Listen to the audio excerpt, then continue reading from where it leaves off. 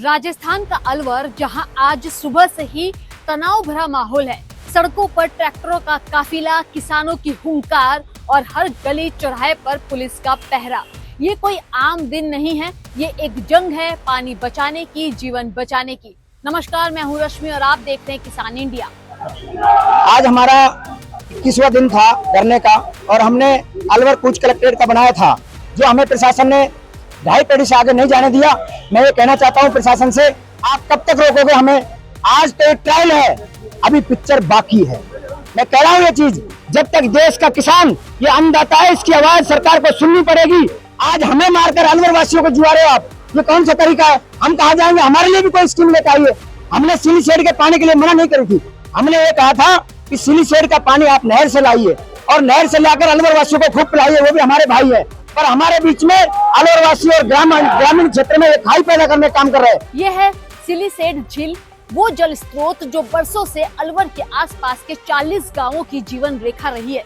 लेकिन अब इस झील पर संकट मंडरा रहा है। प्रशासन यहाँ से बोरिंग कर शहर को पानी सप्लाई करना चाहता है, मगर ग्रामीणों का कहना है ये सिर्फ झील नहीं, ये उनके खेत, पशु और पूरे पर्यावरण की आत्मा है। जो झील के नीचे प्रशासन द्वारा 35 बोरिंग लगाई जा रहे हैं, उसके लिए किया जा रहा है। अगर कहीं 35 बोरिंग लगी तो झील बिल्कुल सूख जाएगी। जो हिंदुस्तान में सिलीसेड झील के नाम से जाना जाता है अलवर, या सिरसा के नाम से, जिस तरह से इन्होंने जयसवंत बांध को खत्म कर दिया, विजय मंदिर बांध को खत्म कर दिया, प्रताप बांध को खत्म कर दिया, ईटा राणा के बांध खत्म कर दिया, इस तरह से ये सिलीसेड झील को भी खत्म करना चाहता है। झील बचाओ किसान बचाओ संघर्ष समिति के आह्वान पर 500 से ज्यादा ट्रैक्टरों का काफिला अलवर की ओर रवाना हुआ। महिलाएं, बुजुर्ग, युवा सब इस आंदोलन में शामिल हुए हैं। नारों की गूंज और ढोल नगाड़ों की आवाज अब प्रशासन तक पहुंच चुकी है।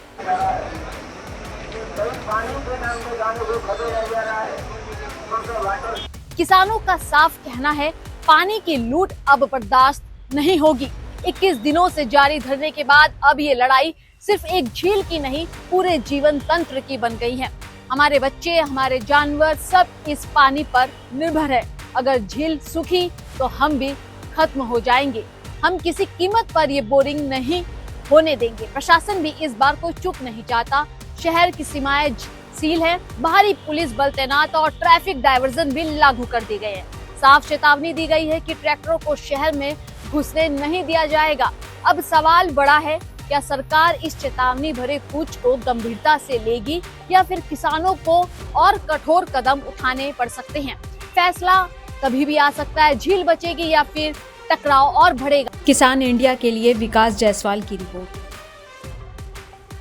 सर का पसीना जब माथे को आता है, वो किसान है जो अपने दम पर फसल को उगाता है। आन है, बान है, शान है, किसान है। किसान इंडिया, चलेगा हल, बढ़ेगा बल।